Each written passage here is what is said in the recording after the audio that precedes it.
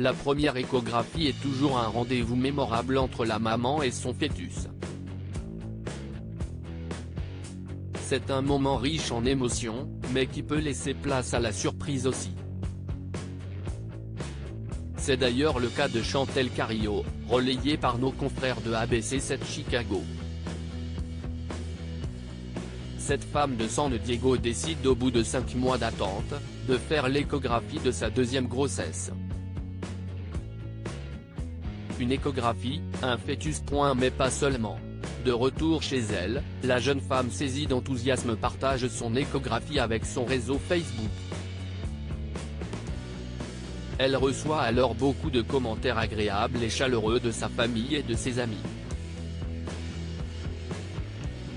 Sauf que certains de ses contacts ont, contre toute attente, décelé un détail auquel elle n'a pas prêté attention. En effet, on peut relever sur l'échographie une présence aux côtés du bébé. Il a même semblé pour certains qu'un ange déposait un baiser sur le front de la petite. Intriguée par ce détail, Chantel a sorti une photographie représentant sa première fille, Mireille, à sa naissance, dans les bras de son défunt père. Avec la photographie de son père et l'échographie, côte à côte, on pouvait voir de près la ressemblance qu'a trouvée Chantel entre les deux photos. En effet, la maman, prise de nostalgie, a remarqué dans l'échographie des détails qui renvoient à son père. Elle dit à cet effet avoir vu son même nez, et ses mêmes joues potelées. Elle a même pu déceler un semblant de visière de casquette, un accessoire que son père portait beaucoup d'ailleurs. Fait réel ou effet d'optique, cette femme avait besoin de croire à la présence de son défunt père bien-aimé. En tout cas, cet épisode ne l'a pas laissée indifférente, car il lui a permis de sentir à nouveau la présence de son père qu'il a quitté subitement en 2016.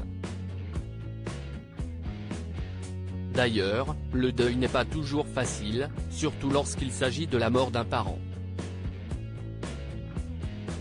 Quand une personne chère nous quitte, malgré les quelques moments de répit ou d'accalmie qui nous font oublier la douloureuse perte de ce proche ou la peine qui nous traverse, la présence de cet être cher se fait toujours ressentir.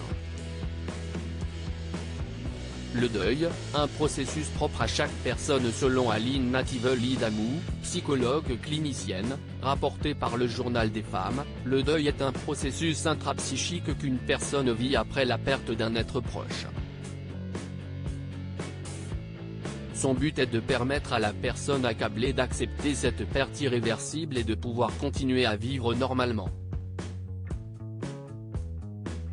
Le deuil fait entrer la personne dans une spirale émotionnelle intense, puisqu'elle peut ressentir un tas d'émotions différentes comme la peur, la culpabilité, la frustration, la tristesse. Autant d'émotions qui peuvent entraîner des comportements susceptibles d'être répertoriés, dans certains cas, comme des troubles du comportement.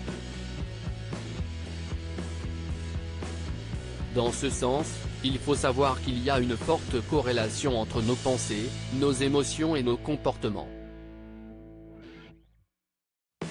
En effet, la thérapie cognitivo-comportementale, qui est une pratique basée sur la cognition et le comportement, nous apprend que nos pensées entraînent des émotions qui engendrent à leur tour des comportements. Concernant la durée du deuil, elle varie d'une personne à une autre. En effet, elle dépend du lien affectif qu'entretenait la personne avec ce proche, des circonstances de cette disparition, des traumatismes enfouis, mais aussi de la capacité de résilience de la personne.